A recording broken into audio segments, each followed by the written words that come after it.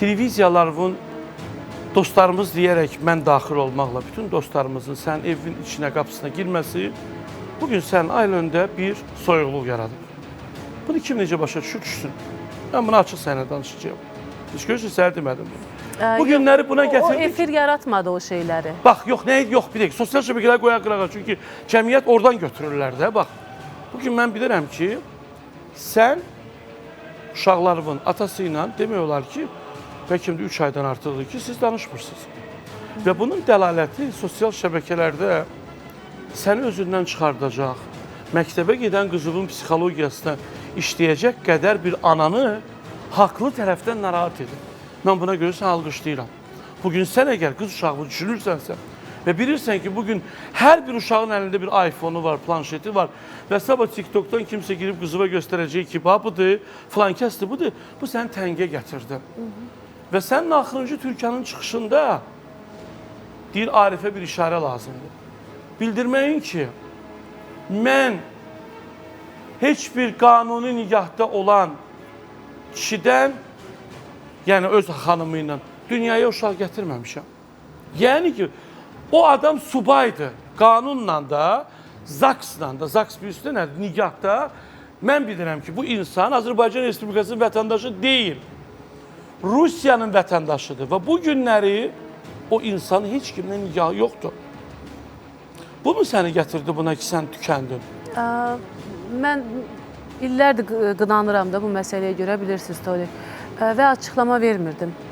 Ta ki, evladım mənə sual verməyənə qədər ki, atamın yanındakı bu qadın kimdir?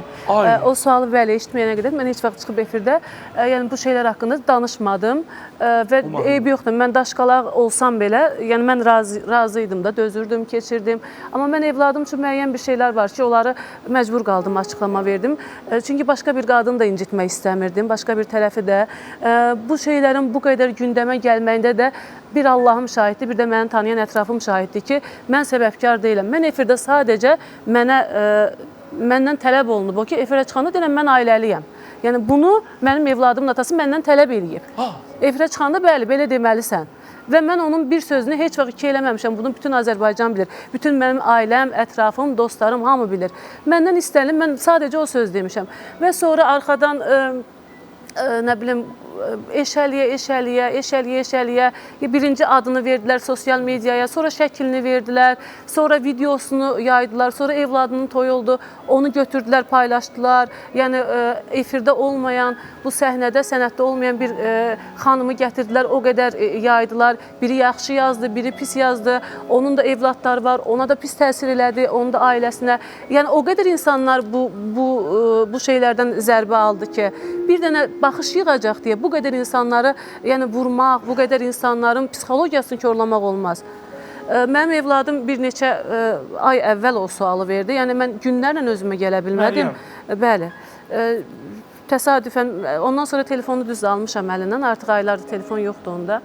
Yəni, mən heç bir açıqlama verə bilmədim. O qədər pis bir vəziyyətdə. Yəni, Allah heç bir xanımı, heç bir ananı o duruma düşürməsin də, yəni. Mən sənə deyirəm, sən Allahın qarşısında kiməsə cavab verməlisən. Mən də, sən də, Orxan da, burada oturan mənim evladım onsuz da böyüyəcək zamanla. Hər şeyi başa düşəcək, hər şeyi biləcək. Bu sənə təsir edir çox. Bugün açıqlama verə bilmirəm. Bu günlərim evladımın elə bir yaş devir ki, o heç nəyi anlamır. Ona başa sala bilmirsən. Heç bir dillə, heç bir yönlə, yəni başa sala bilmirsən. Amma zaman gələcək, əlbəttə ki, anasının səhvini də, düzünü də, hər şeyini biləcək də, qəbul də eləyəcək.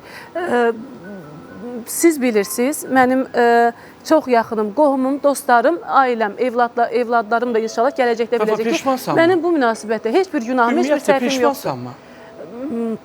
Peşmanam, bu qədər, bilirsiniz necə? Qınaq olduğu. Mən heç vaxt altdan almadım da, üstümə gəldikcə üstlərinə getdim.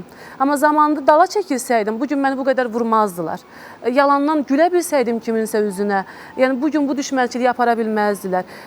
Bir adam deyildi də bunu paylaşdıran. Bir neçə adam var idi. Çünki sona qədər gedirdim, baxırdım, bunun altından başqa bir müğənni çıxdı. Bu birisinin altından başqa bir müğənni çıxdı. Yəni, o qədər çoxdular ki, kaş zamanında bu inadım olmayaydı, geri çəkilə biləydim. Ən azından evladlarımın xətrinə kaş eləməzdim. Allah sən Məhəmmədlə Məryəmi sağ-salamat Amin. boya başa çatdırmağı nəsib eləsin. Amin inşallah.